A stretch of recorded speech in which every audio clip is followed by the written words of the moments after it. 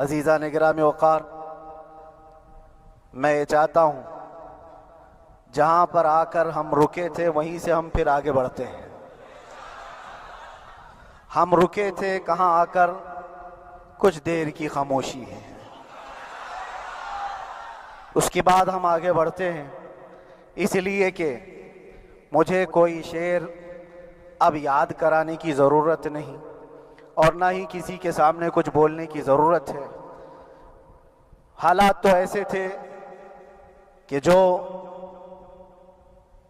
نان مسلم تھے وہ بھی ہمیں جیل میں دیکھ کر یہی کہتے تھے کہ آپ ہی نے کہا یہ فلاں بات۔ ہم نے کہا اللہ تبارک و تعالیٰ نے تم کو بھی یاد کرا دیا۔ میرے عزیزو، ستیزہ کار رہا ہے ازل سے تا امروز، شرار ابو لہبی سے چراغ مصطفی بھی۔ یہ آج کل کے معاملات نہیں، ابتدا سے حق اور باطل کے معرکے ہوتے رہے، لیکن ایک بات میں آپ سب کو بتانا چاہتا ہوں، مظفر کو مقید نہ سمجھ اے سیاد۔ سیدنا مظفر حسین کچھوچھوی رحمت اللہ تعالیٰ علیہ جیل گئے تھے، قید میں تھے، تب انہوں نے یہ شعر کہا تھا کہ مظفر کو مقید نہ سمجھ اے سیاد، میری یہ اسیری بھی سنت آبائی ہے، میرے آبا و اجداد کی سنت ہے جس پر میں عمل کر کے آ رہا ہوں، میرے بزرگوں کی یہ سنت تھی۔ بہرحال جن کو جس راستے سے مجھے گزارنا تھا، لوگوں کے دلوں میں یہ ٹھنڈک تھی شاید کہ زبان بند کر کے چند دنوں کے لیے قید کر دیا جائے، مگر میرا عقیدہ یہ تھا کہ اللہ تبارک و تعالی جب تک چاہے کہ کوئی اس کے لیے پابندی نہیں لگا سکتا۔ وَإِن يَمْسَسْكَ اللَّهُ بِضُرٍّ فَلَا كَاشِفَ لَهُ إِلَّا هُوَ۔ رب تعالیٰ فرماتا ہے اگر اللہ تعالیٰ تمہیں کوئی مصیبت دے تو اس کے علاوہ کوئی ٹال نہیں سکتا۔ وَإِن يَمْسَسْكَ اللَّهُ بِخَيْرٍ فَلَا رَادَّ لِفَضْلِهِ، اور اللہ کسی کو بھلائی دے دے تو پھر اس کو روک بھی کوئی نہیں سکتا۔ مولا تبارک و تعالیٰ اگر کسی کو کوئی مقام عطا کر دے تو ہزاروں کیڑوں کے پھڑپڑانے سے وہ مقام ختم بھی نہیں ہو سکتا۔ اللہ تبارک و تعالیٰ جس کو بڑھانا چاہے اس کے لیے کوئی راستہ رکاوٹ نہیں بن سکتا، اس لیے کہ ہم نے تاریخ میں دیکھا ہے پیبند لگے کپڑے پہننے والے، پیروں میں چپل نہیں تھے، جن کے ناخن تک اکھڑ جاتے تھے، لیکن وہ جب چلتے تھے قیصر و کسریٰ بھی کانپتے تھے، جن کا ہی یہ نعرہ تھا ٹل نہ سکتے تھے جنگ میں اگر اڑ جاتے تھے، پاؤں شیروں کے بھی میدان سے اکھڑ جاتے تھے، حق سے سرکش ہوا کوئی تو بگڑ جاتے تھے، ارے تیغ کیا چیز ہے ہم توپ سے بھی لڑ جاتے تھے۔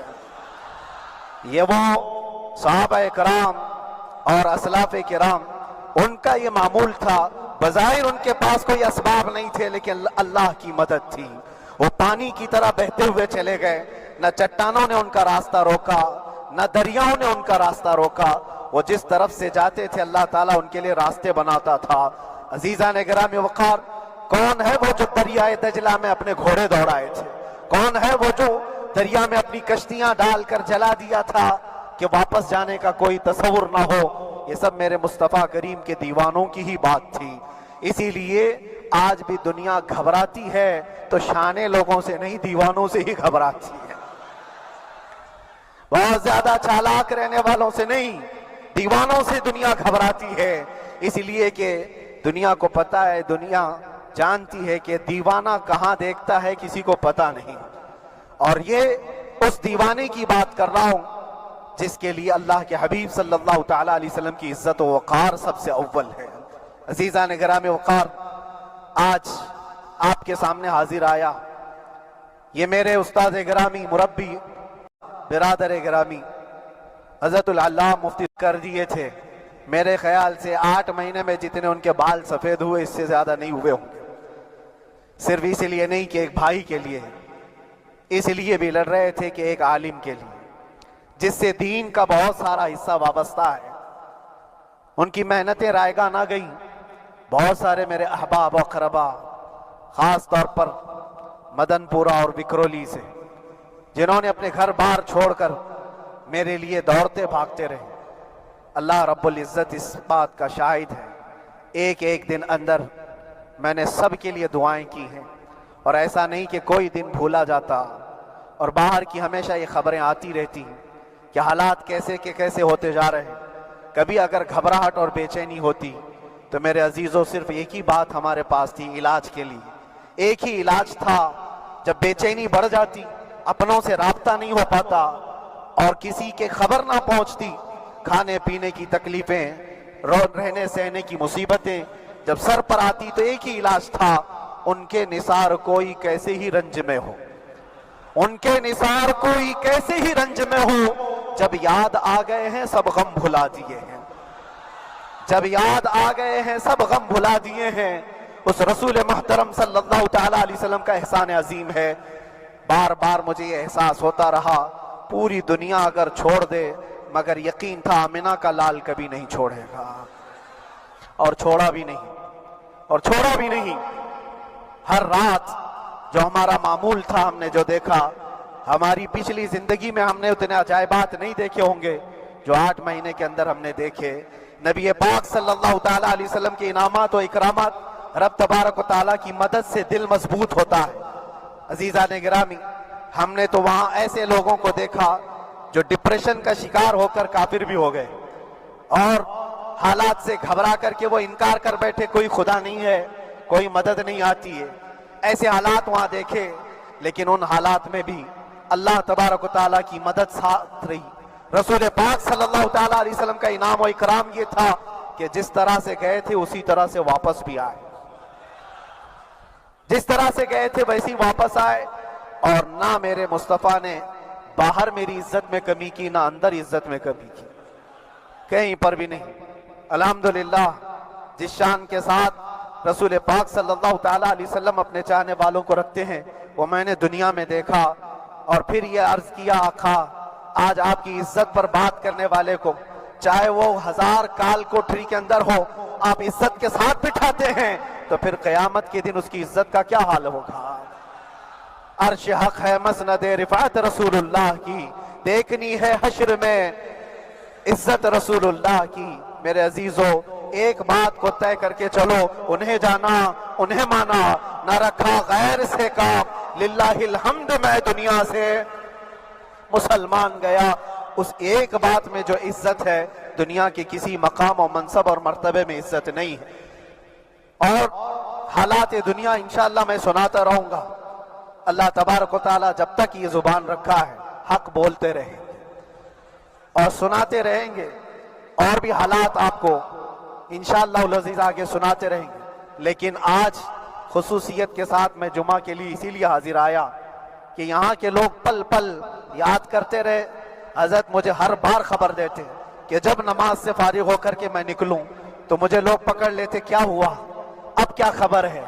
تو جس قدر آپ کی بے چینی تھی، بے قراری تھی، میرے عزیزو، مجھے بھی ملنے کی بے چینی اور بے قراری تھی، لیکن یہ ایک سٹیج تھا جس سے گزارا گیا ہے، ایک مقام تھا جس سے گزارا گیا۔ میں تو ایک نکما آدمی، میں تو ایک کم پڑا ہوا ہوں، لیکن آپ کو بزرگان دین کی اگر تاریخ پتہ ہو، امام اعظم ابو حنیفہ رضی اللہ تعالیٰ عنہ، جن کو ناحق جیل میں رکھا گیا تھا، امام موسیٰ کاظم رضی اللہ تعالیٰ عنہ 7 سال تک قید میں رہے۔ یہ کون امام موسیٰ کاظم؟ جن کے دربار میں جانے کے لیے غوث اعظم عبد القادر جیلانی رضی اللہ تعالیٰ عنہ 4 کلومیٹر دور اپنی چپل اتار دیا کرتے تھے۔ امام موسیٰ کاظم کا وہ دربار ہے جن کو باب الحوائج کہا جاتا ہے۔ اس امام کو 7 سال تک بغیر کسی قصور کے قید میں رکھا گیا، اور حد تو یہ ہے کہ اسی قید خانے میں زہر دے کر کے آپ کو مارا گیا ہے۔ آپ کا جنازہ جیل سے نکلا تھا۔ امام احمد بن حنبل، جن کو 5 لاکھ حدیثیں یاد ہیں نبی پاک صلی اللہ تعالیٰ علیہ وسلم کی، بغداد کے سرے بازار آپ کو ننگی پیٹھ پر کوڑے مارے گئے۔ آپ کو اندازہ ہے، بزرگان دین کی ایک لمبی فہرست ہے۔ جب میں وہاں گیا تھا تو ایک بزرگ کی بڑی یاد آئی، وہ تھے حضرت مجدد الفیسانی رضی اللہ تعالیٰ۔ اکبر جیسے ڈکٹیٹر کے سامنے، اس زمانے کے سب سے بڑے ڈکٹیٹر بادشاہ کے سامنے آپ نے حق بات کا اعلان کیا تھا۔